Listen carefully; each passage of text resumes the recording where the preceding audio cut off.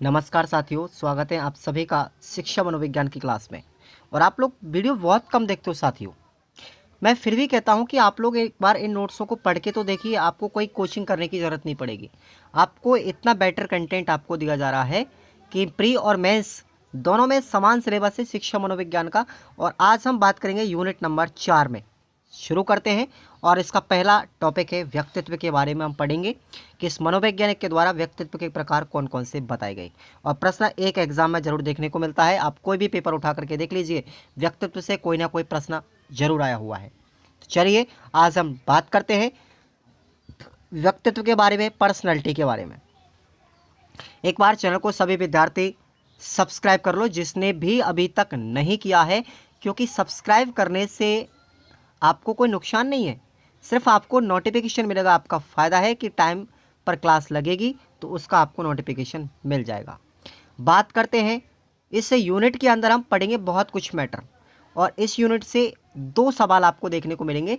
पहला मिलेगा व्यक्तित्व से और दूसरा मिलेगा आपको व्यक्तिगत विभिन्नता से। तो पहला चैप्टर आज हम यही पढ़ेंगे। इसमें व्यक्तित्व को कहते हैं साथियों इंग्लिश में पर्सनैलिटी। और जो पर्सनैलिटी शब्द है वो लैटिन भाषा से लिया गया है। लैटिन भाषा के पर्सोना शब्द से लिया गया है, जिसका अर्थ होता है मुखौटा। और ये भी एग्जाम में पूछा गया है कि पर्सोना का शाब्दिक अर्थ क्या है। तो क्या आंसर करेंगे आप? नकली चेहरा या मुखौटा। क्लियर? प्राचीन समय में बाह्य रूपरेखा के आधार पर व्यक्तित्व को परिभाषित किया जाता था।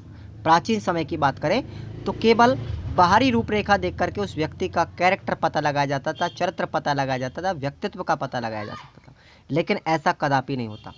आज की बात करें तो आज परिभाषा इसकी बदल चुकी है और वर्तमान समय में बाह्य गुण के साथ साथ उसके आंतरिक गुणों को भी देखा जाता है, आंतरिक गुणों का भी समावेश किया जाता है। और इसी को ही क्या कहते हैं? व्यक्तित्व कहते हैं।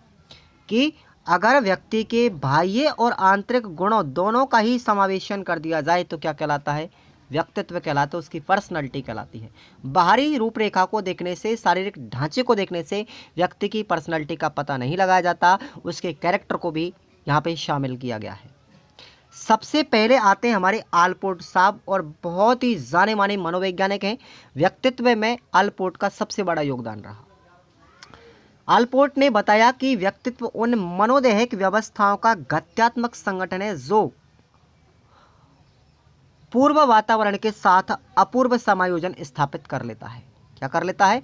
पहले के वातावरण के साथ में अपूर्व समायोजन कर लेता है। यानी वातावरण के साथ हम जितना भी समायोजन करते हैं, जितना संयोजन करते हैं मनोदैहिक व्यवस्थाओं के आधार पर, वो क्या कहलाता है? व्यक्तित्व कहलाता है। और इन्होंने बताया कि जो मनोदैहिक होता है वो होता है हमारा आंतरिक और बाह्य आधार पर, गत्यात्मक होता है परिवर्तनशीलता के आधार पर, और अपूर्व का मतलब बताया कि जो पहले कभी नहीं किया गया हो। ठीक है ना? उसे क्या कहेंगे? व्यक्तित्व की परिभाषा इन्होंने दी थी। वैलेंटाइन साहब ने एक परिभाषा दी थी और कहा व्यक्तित्व के बारे में कि व्यक्तित्व जन्मजात भी होते हैं और अर्जित भी होते हैं। इसलिए व्यक्तित्व को हम कहेंगे कि व्यक्तित्व जन्मजात और अर्जित, इन दोनों ही प्रकार की प्रवृत्तियों का क्या है? योग है, समायोजन है। तो निष्कर्ष यही निकल के आया कि व्यक्तित्व क्या होता है? जन्मजात भी होता है और अर्जित भी होता है। ये आपको याद रखना।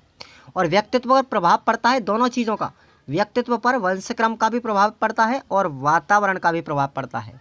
तभी तो कहा है कि जन्मजात होता है और अर्जित भी होता है। जन्मजात होता है तो वंशक्रम का प्रभाव पड़ेगा, और अर्जित है इसलिए क्योंकि इस पर वातावरण का प्रभाव पड़ रहा है।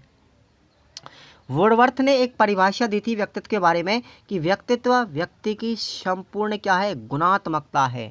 व्यक्ति के जितने भी गुण हैं उसके अंदर, उन सभी का क्या है? योग है। क्या कहलाएगा? व्यक्तित्व कहलाएगा। और ये परिभाषा जो दी थी वो वुडवर्थ साहब ने दी थी। आपको समझ में आ रहा होगा अच्छे से, तो एक बार आप लाइक ज़रूर कर दीजिए। समझाऊंगा बहुत अच्छे से, चिंता मत कीजिएगा। अब व्यक्तित्व का क्लासिफिकेशन किया गया, उसके प्रकार बताई, व्यक्तित्व के सिद्धांतों के बारे में आप पढ़ेंगे। सबसे पहले हम बात करते हैं पाश्चात्य दृष्टिकोण से। तो पाश्चात्य दृष्टिकोण में सबसे पहले जो मनोवैज्ञानिक थे वर्गीकरण करने वाले, वो थे हमारे हिप्पोक्रेटस। कौन थे? हिप्पोक्रेटस, जिसने व्यक्तित्व का सबसे पहले और सबसे प्राचीन वर्गीकरण किया था, और एक ग्रीक चिकित्सा शास्त्री थे। कौन थे? ग्रीक के चिकित्सा शास्त्री थे और इन्होंने अपनी पुस्तक में ये वर्गीकरण किया था जिसका नाम है नेचर ऑफ मैन। पुस्तक का नाम विशेषकर याद रखना, हिप्पोक्रेटस की बुक है नेचर ऑफ मैन। इस पुस्तक में सबसे पहले व्यक्तित्व का सबसे पहला वर्गीकरण किया गया था पूरे संसार में। और इन्होंने वर्गीकरण किस आधार पर किया था? स्वभाव के आधार पर किया था। व्यक्तित्व को स्वभाव के आधार पर डिवाइड किया था, क्लासिफिकेशन किया गया था और इन्होंने 4 भागों में बांटा था। व्यक्तित्व को 4 भागों में बांटा था, 4 प्रकार बताए। कौन कौन से? जरा सुनिएगा। पहला बताया था काला पित्त। ये काला पित्त की क्या विशेषता बताई कि व्यक्ति जब उदास होता है या हताश होता है या निराशावादी होता है तो वो काला पित्त क्या होता है? उसका व्यक्तित्व होता है। पीला पित्त व्यक्तित्व वाले व्यक्ति की विशेषता होती है, वो क्रोधी होता है, चिड़चिड़ा होता है, क्या होगा? गुस्सैल होगा। और रक्त प्रधान जो व्यक्तित्व है वो कैसा है? खुश मिजाज है, प्रसन्नचित्त है और आशावादी। ऐसे जो व्यक्ति होते हैं उनमें रक्त प्रधान व्यक्तित्व पाया जाता है। और कफ जो प्रधान है वो है विरक्त और भावशून्य, जिसमें किसी भी प्रकार का कोई भाव नहीं होता, वो कफ प्रधान व्यक्तित्व वाले व्यक्ति होते हैं। तो ये 4 प्रकार आपको याद रखना है, हिप्पोक्रेटस के इंपॉर्टेंट है। जितने भी व्यक्तित्व के आपको टाइप बताऊंगा जिस मनोवैज्ञानिक के, उनमें से कोई ना कोई एक एग्जाम में आपको देखने को जरूर मिलेगा, इसलिए अच्छे से रट के जाना है, अच्छे से याद करके जाना है, आपको चिंता नहीं करनी है। अगले मनोवैज्ञानिक आते क्रेचमर, इंपॉर्टेंट है क्रेचमर, ध्यान रखना। क्रेचमर ने शारीरिक संरचना के आधार पर वर्गीकरण किया था। किसने?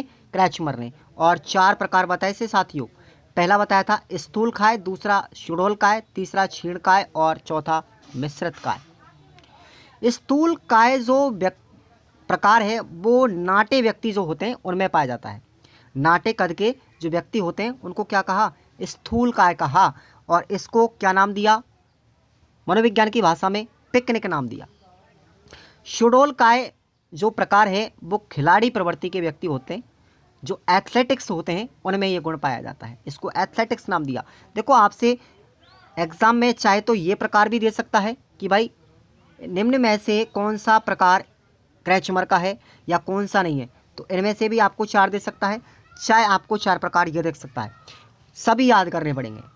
तो स्थूलकाय जो है वो नाटे व्यक्तियों में पाया जाता है जिसको पिकनिक कहा। सुडोलकाय खिलाड़ी प्रवृत्ति के व्यक्ति होते हैं जिनको एथलेटिक्स कहा। और क्षीणकाय प्रवृत्ति के जो व्यक्ति होते हैं, क्षीणकाय व्यक्तित्व वाले, वो दुर्बल शरीर वाले होते हैं, नाम से पता चलता है क्षीणकाय दुर्बल शरीर वाले, और उनको नाम दिया था एस्थेनिक। और मिश्रित होते हैं मिले जुले व्यक्ति जिनमें सभी प्रकार का गुण पाया जाता है, उनको नाम दिया था डिस्प्लास्टिक। क्या नाम दिया?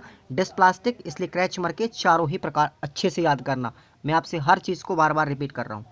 और सेल्डन ने 3 प्रकार से वर्गीकरण किया और इन्होंने भी संरचना के आधार पर बताया कि जो शारीरिक संरचना है उसके आधार पर सेल्डन ने 3 प्रकार बताए। पहला बताया था गोलाकार, दूसरा आयताकार, तीसरा लंबाकार। और क्या बताया इसने? इनके उपनाम भी बताए हैं। इनके उपनाम भी आपको याद रखने हैं, कुछ भी एग्जाम में देखने को मिल सकता है लेकिन प्रश्न बाहर नहीं जाएगा, ये मैं दावे के साथ में कहता हूँ। गोलाकार को नाम दिया इन्होंने एंडोमॉर्फिक, और इसका उपनाम क्या दिया था? विसेरोटोनिया, ठीक है। और दूसरा प्रकार बताया था आयताकार, जिसको हम बोलते हैं मेसोमॉर्फिक या फिर सेमिनोटोनिया नाम दिया। और तीसरा प्रकार है लंबाकार, जिसको एक्टोमॉर्फिक या सेरिब्रोटोनिया नाम दिया। तो ये 3 प्रकार इंपॉर्टेंट है, इनको याद कर लेना। उसके बाद अगले आते हैं स्प्रेंगर साहब। स्प्रेंगर ने व्यक्तित्व का वर्गीकरण समाजशास्त्र के आधार पर किया था। और कितने प्रकार बताए? 6 प्रकार बताए थे और 6 अच्छे से आपको याद रखने हैं। चलिए, पहला प्रकार बताया था सैद्धांतिक प्रकृति वाले व्यक्ति, दूसरा प्रकार बताया था राजनीतिक प्रवृत्ति वाले, तीसरा प्रकार बताया सामाजिक प्रवृत्ति वाले, और चौथा प्रकार बताया था सौंदर्यात्मक प्रकृति वाले, पांचवा प्रकार है आर्थिक प्रवृत्ति वाले, और छठवां प्रकार है हमारा धार्मिक प्रवृत्ति वाले। तो ये स्प्रेंगर के 6 व्यक्तित्व के प्रकार आपको याद रखने हैं।